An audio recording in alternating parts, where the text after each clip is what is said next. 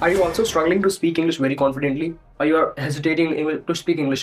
आपके अगर आपके साथ भी ऐसा होता है, if you are students, so don't worry. Hello guys, my name is Satyam Mishra. So don't worry. Let's quickly figure out communication. एक better communication करने के लिए हमें या एक speaking confidently कैसे करोगे आप? How will you speak confidently? So in this video, we'll talk about types of communication barriers, क्या क्या barriers हैं, and how to overcome from them. Okay. First of all, let's talk about some types of communication. So there are four types of communication.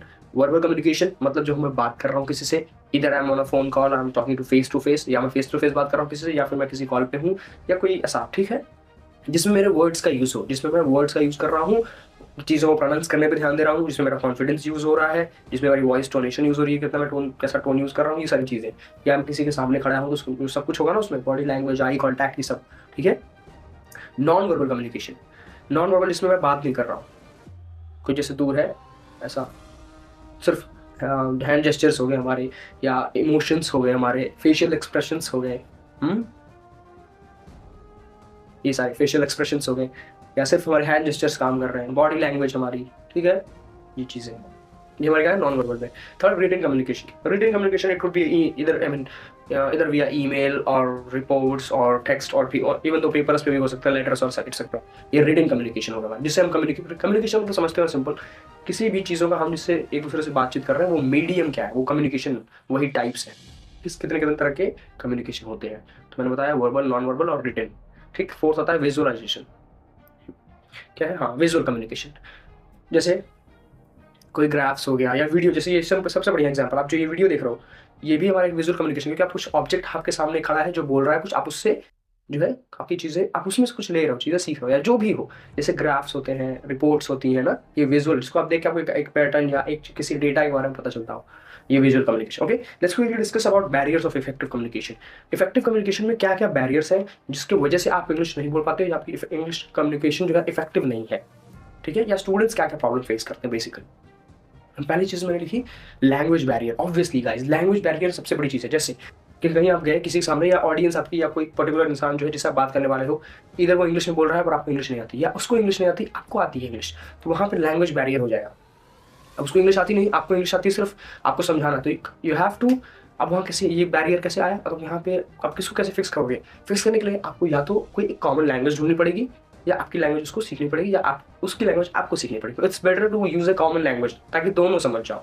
Psychological barrier हमारा होता है anxiety हो गई, stage fear हो गया, या परफेक्शन का फियर हो गया कि मैं परफेक्ट नहीं बोल रहा हूँ, मैं गलत ना बोल दूंगा, तो जजमेंट, फियर ऑफ जजमेंट भी होता है, कैसे लोग मुझे जज करेंगे, क्या करेंगे, ये सब साइकोलॉजिकल में। एंग्जाइटी हो जाए, घबराने लगो, फिजिटिंग होने लगे, किसी से बोलने के टाइम ऐसा होने लगे, ना, ये साइकोलॉजिकल बैरियर है इफेक्टिव कम्युनिकेशन में। थर्ड है मेरा फिजिकल बैरियर। जैसे बाहर की साउंड है कोई, जैसे मान लो कोई मैं मीटिंग में हूँ, मेरा वहाँ इफेक्टिव कम्युनिकेशन बैरियर कैसे ब्रीच हो सकती है, क्या बैरियर हो सकता है? बाहर से कोई डिस्ट्रैक्शंस आने लगे, या कोई साउंड आने लगे, नॉइज पोल्यूशन होने लगे वहाँ, ऐसा कुछ, तो उसके लिए क्या क्या कर सकते हो? उसको प्रिवेंट करने के लिए आप एक कॉर्नर स्पेस में अपने रूम में शांति कांत में जाके वहाँ अच्छा एनवायरनमेंट मेंटेन करके वहाँ पे अपनी मीटिंग कंप्लीट कर सकते हो, या वह ये चीज़ें थोड़ा सा अवॉइड करना, किसी ऐसे स्पेस में जाना जहाँ वॉइस कम हो, तो ये एक बैरियर कम कर सकते हो। कल्चरल बैरियर से मतलब होता है कि कुछ हो सकते हैं, अलग अलग बिलीव्स के लोग हो सकते हैं, अलग अलग कम्युनिटी हो सकते हैं, तो यहाँ भी एक कम्युनिकेशन बैरियर, इफेक्टिव कम्युनिकेशन ऐसा हो सकता है मेरी बात उनको ना पसंद आए, उनकी बात मुझे पसंद ना आए, क्योंकि वो अलग कल्चर से हैं, अलग अलग जो है रिलीजन से हो सकते हैं। मैं यहाँ रिलीजन की बात नहीं कर रहा हूँ, बेसिकली कहने का मतलब मेरा कि हो सकता है कहीं कहीं चीज़ें ना कोई समझे आपकी बात, या आप उनकी बात ना समझ पाओ, इसके लिए आपको इसका, तो ये भी एक बैरियर है। इस बैरियर से बाहर आने के लिए आपको ओपन माइंडेड होना पड़ेगा, सबके रिलीजन, सबके कास्ट, सबकी जो है अलग अलग कल्चर, सबकी जो है बिलीव्स को रिस्पेक्ट देनी पड़ेगी आपको, ये सीखना पड़ेगा, अच्छी चीज़ है, इट्स अ गुड साइन। सबको रिस्पेक्ट दो, सबको दो, और अपने जो है ओपन माइंडेड रहो, सबका एक्सेप्ट करो, अपना भी डिलीवर करो, ऐसा, ठीक है।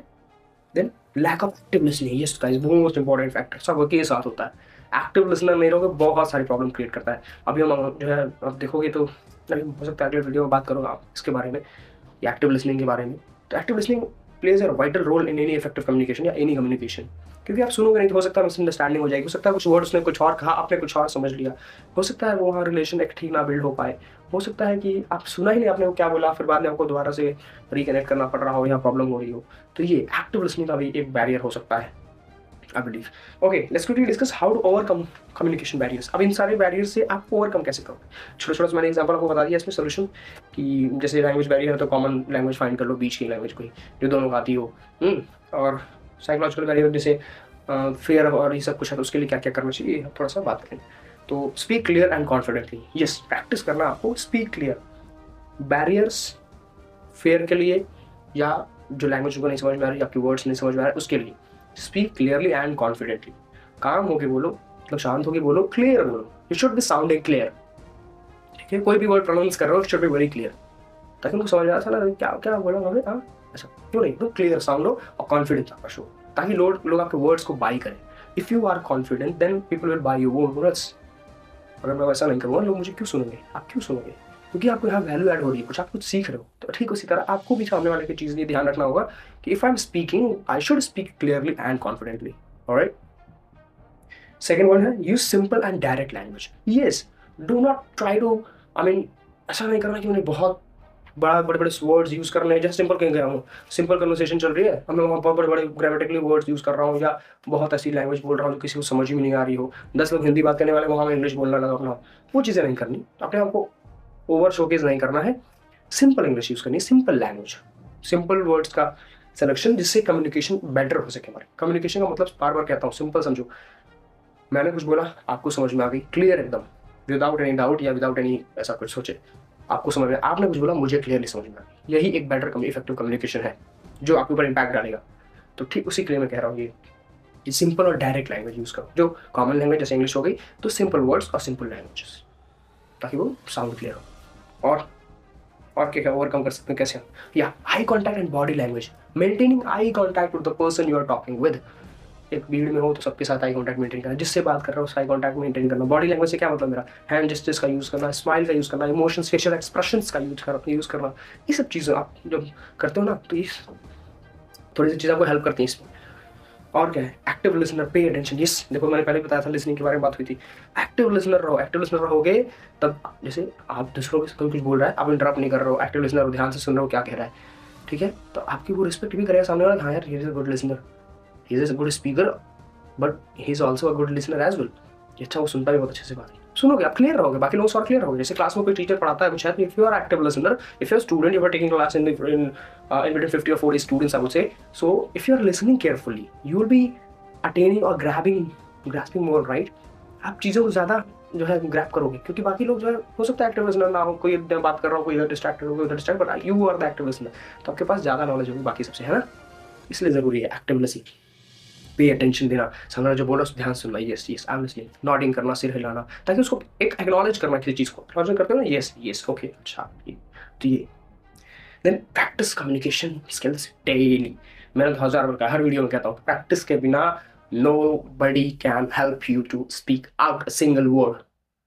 If you want to speak English confidently, or even if you want to enhance your effective communication, I would say you have to step out, you have to speak English. You are the only one who will be overcoming all these fears and speaking English very confidently. Okay, ठीक है, I hope. हाँ, so this is all about today's video. I hope you like this video. If you like this video, do hit the like button below. Channel subscribe करना, through which you can join us in our journey speaking English. इसमें हमारे साथ join हो जाओ और नए नए words, नए नए सेंटेंसेस जो भी आप सुनो कहीं, जो भी आप प्रैक्टिस, मुझे मैं बताया जो प्रैक्टिस करते हो, at least try to guys, at least note it down. एक नोट बनाओ खुद का, खुद से अंदर से मोटिवेशन लाओ. यार मुझे भी सीखना है, मैं वहाँ बैठा रहा हूँ, पढ़े रहा हूँ. अभी तक आप स्टार्ट नहीं करो, आप वहीं अभी पढ़े हो, sitting in the corner of your room and scrolling, just keep scrolling. इससे कुछ नहीं होगा guys, believe me. Step out of your comfort zone, थोड़ा सा बाहर निकलो, उससे चीज़ें सीखो, नई स्किल सीखो, उस पर मेहनत करो. फिर देखो आप भीड़ से कैसे अलग होते हो. फिर आप मुझे खुद आके थैंक यू बोलो, मेरी बात मानो. बस आप सीख लो अभी, ये इंग्लिश बोलना सीखो. इससे आपको कॉन्फिडेंस बिल्ड होता है. कॉन्फिडेंस बिल्ड होने से फिर आप सक्सेस की तरफ बढ़ने लगते हो. आपके अंदर एक नवीन उल्लास आता है, मुझे कुछ करना है, लाइफ कुछ करना है, ये रहेगा अंदर. लोग पढ़े हैं, लोग पढ़े, देखो दुनिया पढ़ी है. बस अच्छा आप जानते हो, मैं आपसे बेहतर आपको कौन जान सकता है. Okay, have a good one, take care, I will catch in the next video. Bye.